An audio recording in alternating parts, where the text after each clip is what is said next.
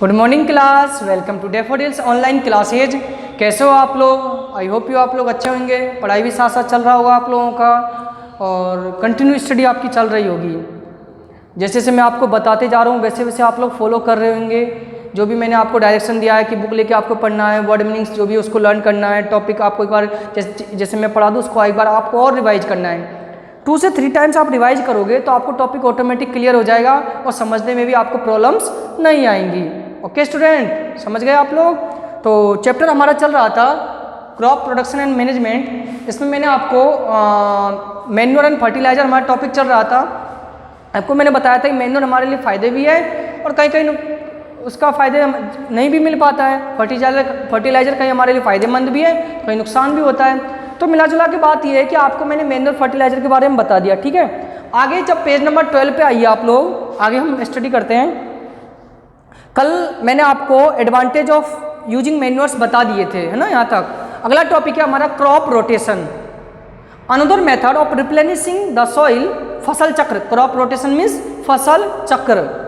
Another method of replenishing the soil with nutrients is by crop rotation. Crop rotation is the method of growing different crops alternately on the same field. For example, the farmers grow crop like wheat or barley in the first year. This is followed by growing leguminous plants like pea or soybean in the next season. Leguminous plants help in the replacement of the soil with the nitrogen. यानी आपसे बोल रहा है कि एक ही plants बार बार grow नहीं करो आप। कल भी मैंने बोला यदि बार बार एक ही प्लांट्स आप ग्रो करोगे तो पर्टिकुलर एक न्यूट्रिएंट्स की कमी सॉइल में हो जाएगी। तो ऐसी समस्या से बचने के लिए, जैसे आपको मैं इसमें हिंदी अर्थ बता देता हूँ। फसल चक्र क्या होता है? डिफरेंट क्रॉप्स, अलग अलग प्रकार की फसलें एक ही फील्ड में, एक ही खेत में उगाना।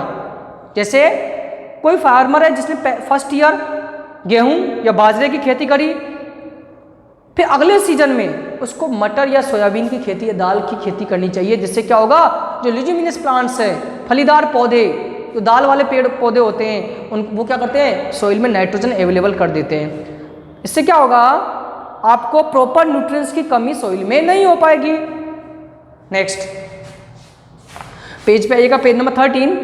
How legume plants increase fertility of soil. आखिरकार ये ल्यूजिमिनस प्लांट्स तो होते हैं, कैसे मिट्टी में फर्टिलिटी को इंक्रीज करते हैं, समझिएगा। Certain nitrogen fixing bacteria are known to be present in the roots of legume plants. इस प्रकार के पौधों में, इस प्रकार के पौधों की जड़ों में गांठ पाई जाती है। कल भी मैंने आपको बताया था नोड्स, जैसे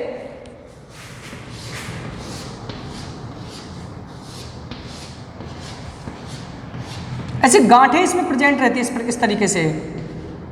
इन नोड्स को ही हम इसमें, इन नोड्स में क्या रहता है, बैक्टीरिया प्रेजेंट रहता है। राइजोबियम बैक्टीरिया बोलते हैं इसको। On the roots the bacteria develop nodules called nodules. इस रूट्स में जो नोड्यूल्स होते हैं, जड़े नोड्यूल्स, उसको गांठ बोलते हैं। Leguminous plants help to atmospheric nitrogen, और ये ही वातावरण से नाइट्रोजन को लेते हैं। The nitrogen so fixed can be used by the plants roots from the soil. This is how fertility of soil increased by the leguminous plants. और ये मिट्टी की उपजाऊ को भी बढ़ाते हैं। The process of covering, underline करना, the process of converting atmospheric nitrogen into compounds which can be used by plants is called nitrogen fixation. वह प्रक्रिया, वह प्रोसेस जिसमें वातावरण के नाइट्रोजन को उसके यौगिकों में कन्वर्ट किया जाता है, उसे नाइट्रोजन फिक्शन कहते हैं। ओके, तो ये आपका टॉपिक था। 3 टॉपिक हो चुके अपने, preparation of soil, sowing of seeds और एडिंग मैन्योर एंड फर्टिलाइजर। इसके बाद हम क्या करेंगे, क्रॉप में पानी भी तो देना जरूरी है, वाटर भी तो देंगे, फसल कैसे ग्रो होगा हमारा। तो नेक्स्ट टॉपिक आपका आता है इरिगेशन, सिंचाई। वाटर इज की इनपुट ऑफ क्रॉप प्रोडक्शन। फसल उत्पादन की एक चाबी है पानी। जब तक आप वाटर अवेलेबल नहीं कराओगे कैसे हो जाएगा crop production. Supply of water to the crop plants from the wells, canals और water reservoirs is known as irrigation for the survival and proper development of crop plants. Water is necessary. अब हमें water resources को, Wales, कुओं, नहरें, तालाब, यहाँ से हम वाटर प्रोवाइड कराते हैं। Each crop needs specific quantity of water various various stage growth और फ्रूटिंग। हर फसल को हो सकता है क्वांटिटी अलग अलग हो, किसी को ज़्यादा वाटर चाहिए, किसी को कम वाटर चाहिए, वाटर कंपलसरी है, चाहिए ही। तो time and frequency of irrigation varies from crop to crop, soil to soil and season to season. In summer season frequency of watering is more due to the evaporation of water in soil and leaves. गर्मियों के दिनों में हमें ज़्यादा पानी क्यों देना पड़ता है वाटर को? क्योंकि उस समय इवेपोरेशन की रेट, वाष्पीकरण की दर बहुत ज़्यादा होती है, इसलिए सोइल में हमें वाटर ज़्यादा अवेलेबल कराना पड़ता है। अब हम इस टॉपिक में हमारे वाटर के इरिगेशन के मेथड जानेंगे कि पहले कौन सा मेथड यूज़ लिया जाता था और प्रेजेंट टाइम में कौन सा मेथड यूज़ लिया जा रहा है। तो ट्रेडिशनल मेथड, पारंपरिक विधियां सिंचाई की। Different method are used for lifting water up for irrigation the fields in different regions of our country. अलग अलग प्रकार के मेथडों का यूज, विधियों का उपयोग सिंचाई के लिए अलग अलग क्षेत्रों में किया जाता है। इन सम ऑफ द मेथड कैटल और ह्यूमन लेबर इज यूज, और इन विधियों में मवेशी और मानव लेबर के रूप में काम करते हैं। Such method and cheaper but less efficient, हालांकि ये सस्ते तो होते हैं लेकिन मेहनत बहुत ज़्यादा होता है इसमें। These day pumps are use for lifting water, आजकल पंप का उपयोग, बोरिंग का उपयोग पानी की सिंचाई में किया जाता है। डीजल इलेक्ट्रिसिटी और इवन सोलर एनर्जी में भी used to run the pumps, जो डीजल से, इलेक्ट्रिसिटी से या सोलर एनर्जी से चलता है। देखा होगा आजकल खेतों में हम उसी से सिंचाई करते हैं। These day the different traditional method of irrigation are pulley system पहले यूज लिया जाता था। आप देखिए पीछे 1.9 जो आपका ए और बी डायग्राम दिया गया है, चेन पंप, रहट और व्हील ढकेली। नेक्स्ट पेज पे आइएगा, ये देखिए आपको डायग्राम में दिया गया है। ये जो डायग्राम में आपको बताया गया है ये हमारे पेज नंबर 14 खोलिए, इसमें आपको दिया गया है ये ट्रेडिशनल मेथड है हमारे।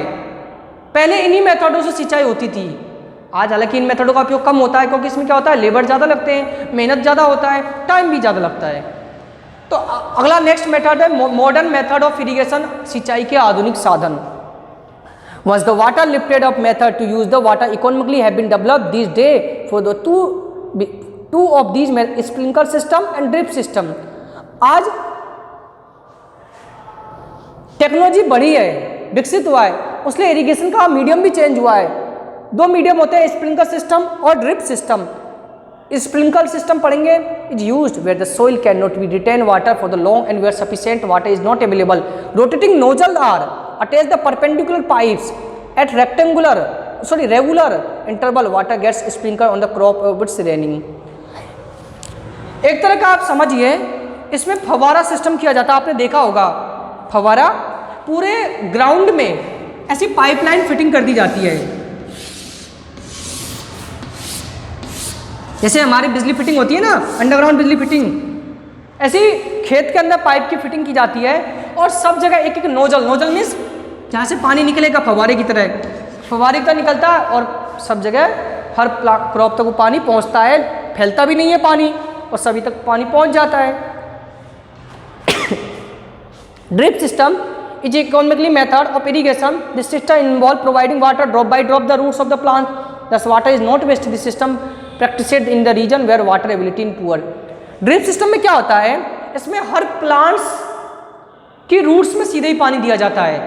एक तो होता है फव्वारा सिस्टम, ये तो स्प्रिंकलर सिस्टम है, और जो आपका ड्रिप सिस्टम है इसमें डायरेक्टली प्लांट की रूट्स तक वाटर अवेलेबल कराया जाएगा।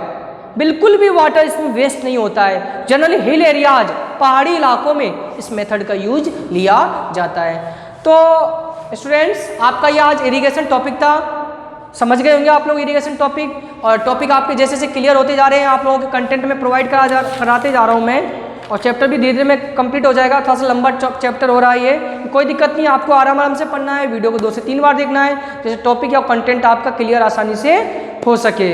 ओके स्टूडेंट्स, तो thank you student, thank you for watching this session and attend this session. जैसे जैसे मैं आपको बताता जा रहा हूँ वैसे वैसे आप फॉलो करते जाइएगा। Thank you.